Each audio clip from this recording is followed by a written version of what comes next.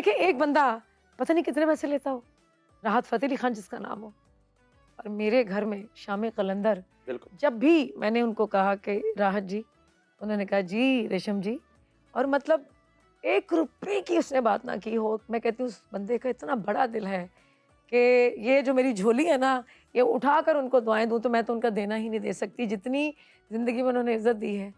और उन्होंने हमेशा शाम कलंदर की, क्या बात!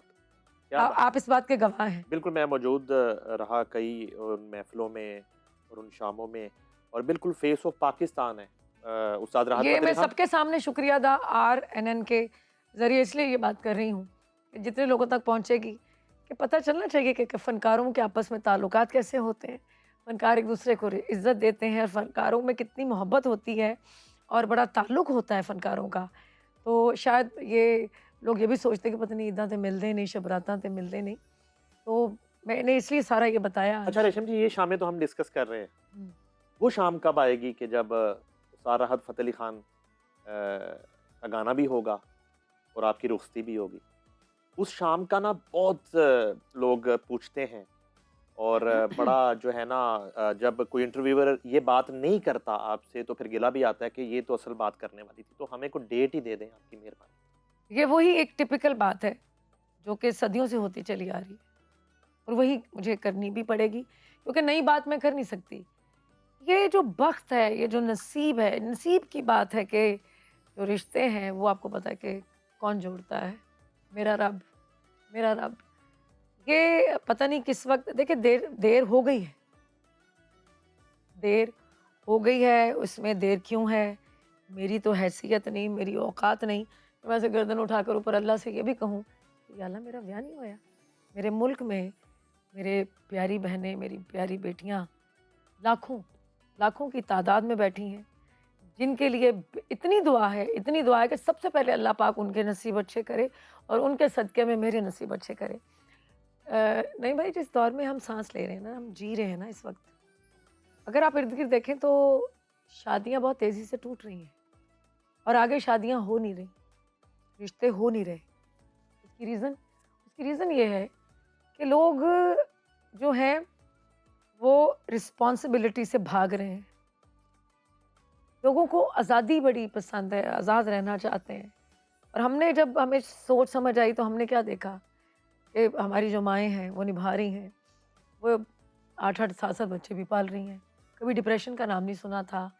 तो वो औरतें भी आना बंद हो गई, वो लोग ही आना मुझे लगता है बंद हो गए।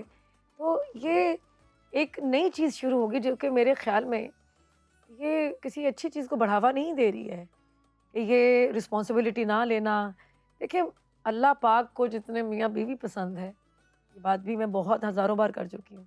दुनिया में पहला रिश्ता ही मियाँ-बीवी का बना और सबसे ज़्यादा आयतें भी इस रिश्ते पे उतरी, और मैं इस वक़्त यहाँ आके फ़ेल हो जाती हूँ और मैं अल्लाह से दुआ करती हूँ कि मेरा ना वो मुँह है, ना शक्ल है, ना वो अक्ल है कि मैं अल्लाह से ये कह सकूँ, "ऐ रब्बा तू मेरा ब्याह नहीं कीता।" नहीं, यानी अल्लाह ने कोई और भी काम लेने होंगे, और पता नहीं ये जब उसने कुन कहना है ना, ये तब होना है। खूबसूरत हैं, वर्सटाइल हैं, आलीशान लाइफ़स्टाइल है, हुँ। रिश्ते तो आते होंगे। ट्रिब्यूट टू सोहेल वड़ाइच साहब। हुँ, रिश्ते तो आते होंगे। रिश्ते क्या आने हैं? जो आए वो तो डिस्कस करें, क्या हो गया है? इतना शर्मा क्यों रही हो दुल्हन? किन्ने किया ਤੁਹਾਨੂੰ शर्मा रही हूँ मैं? हाँ, वो जो आए हैं वो तो हम डिस्कस करें अच्छा ना वो हमसे। रिश्ते पता क्या है? किस तरह के आए, जो पसंद ना आए? नहीं, इतने कोई ख़ास रिश्ते नहीं आए, मैं अभी झूठ बोलूँ जो मेरे लिए रिश्ते आए, या फिर आए होंगे मुझ तक पहुँचे नहीं हैं होंगे। अब यहाँ पे जो एक औरत है ना जो कमांडिंग है, जो कि छोटी उम्र से घर सँभाल ले और वो मतलब खुद मुख्तार है और वो सेल्फ मेड है। सेल्फ मेड जो होना जो बहुत बड़ी बात होती है, कि किसी के आगे ये ना करना। तो वो लोग जो हैं, शायद मेरी पर्सनैलिटी थोड़ी-सी स्ट्रॉन्ग है, शायद डरते हैं या क्या है। मेरे ख़्याल में मुझसे ज़्यादा केयरिंग और लविंग मुझे तो लगता है कोई हो ही नहीं सकता। अगर मेरी शादी हो, खाना मैंने अपने शौहर को देना है, नाश्ता मैंने उसको बना के देना है, जूते उसके मैंने पॉलिश करने हैं, कपड़े उसके मैंने प्रेस करने हैं। तो मुझे अब ये बताएँ, वो कितना खुशकिस्मत होगा। मेन्यू आ गया है, अब आपको समझ आ गई और सब लोग। बाकी का ये करें कि आरएनएन के ज़रिए जो है, जी, इस चैनल के ज़रिए मेरा रिश्ता तलाश करें। जी। तो फिर तो हाँ, इस साल हो जाना, हो जाना? हो जाना। भाईजान तो उसे रिश्ता नहीं ला पा रहे मेरे नहीं, फिर पास। तो 1 साल हो जाना। अच्छा ये बताएँ कि करियर जो है हुँ। वो कहाँ है इस वक़्त? और प्रोजेक्ट्स किस तरह के कर रही हैं? और चूज़ी हो गई हैं पहले से ज़्यादा जब काम आप में? बहुत ज़्यादा काम करते हैं और यंग एज से, छोटी उम्र से करते हैं, सभी को पता है कि मैंने छोटी उम्र से किया एक्स्ट्रा, फिर टेलीविज़न में हीरोइन, फिर फ़िल्म। तो वो एक आप शुरू में इतना दिन-रात, क्योंकि आप में ना इतनी एनर्जी होती है कि आप 20-20 घंटे नहीं सोते, 25-25 घंटे नहीं सोते और मैंने 3-3 दिन सोए बगैर भी काम किया, मैं 1-1 घंटा सो के। जब इतना ज़्यादा काम करते तो एक पॉइंट पे आके फिर आप कहते हैं कि नहीं, अब ये करना, अब ये नहीं करना। अब आके मुझे थोड़े से डार्क डार्क कैरेक्टर्स अच्छे लगते हैं। मुझे हर चीज़ अच्छी नहीं लगती, हर स्क्रिप्ट मैं नहीं करती। अब क्योंकि अब सीरियल बनता है तो उनको 60-70 डेज़ चाहिए होते हैं और मेरे लिए एक प्रॉब्लम है और वो प्रॉब्लम ये है कि अगर मैं घर से, आपके 20-20 दिन के 3 स्पेल होते हैं या I think 2 and half spells होते हैं या 3 होते हैं। अगर मैं 20 दिन के लिए गायब होंगी ना और मैं 20 दिन के बाद घर आऊँगी तो मुझे मार पड़ेगी, मुझे जूते पड़ेंगे और किससे पड़ेंगे? वो जो मेरी छोटी-सी, नन्ही-सी, प्यारी-सी बेटी है ना, जो मेरी नीस है ना, वो कहती है तुम कहाँ चली गई हो? मैं पीछे यूरोप गई थी चैरिटी इवेंट्स के लिए, शौकत खानम के लिए। तो मैं जब वापस आई तो वो तो लिपट के अपनी अम्मी से भी इतना रोई और मेरे साथ भी कि तुम कहाँ चली गई थी? और मैंने कहा मैं अच्छे काम के लिए गई थी बेटा। आपको पता है कि शौकत खानम ये करता है, कैंसर के पेशेंट्स का इलाज करता है और मैं पहली बार गई 6 मुल्कों में। पहली बार ऐसा हुआ, मैंने एन्जॉय भी किया और एक अच्छी फ़ील भी आई क्योंकि अच्छी कॉज़ के लिए गई थी। वहाँ लोगों ने बहुत प्यार दिया। तो नहीं भाई, मेरे लिए उसको छोड़ के जाना, उससे गायब होना ना, अब मैं सोच रही हूँ कि जब उसकी छुट्टियाँ होंगी, 3 महीने की छुट्टियाँ होती हैं, तो मैं उसमें कोई प्रोजेक्ट जो है वो ले लूँगी, पकड़ लूँगी, वो कर सकूँगी। क्योंकि वो ना पहले छोटी थी, तो वो जब इवन मैं घर से बाहर को शूट के लिए, मॉडलिंग के लिए, किसी इंटरव्यू के लिए जाती थी, तो मेरे रूम आके चेक करती थी, "मिमी कहाँ है? मिमी कहाँ है?" और वो रोना शुरू कर देती थी।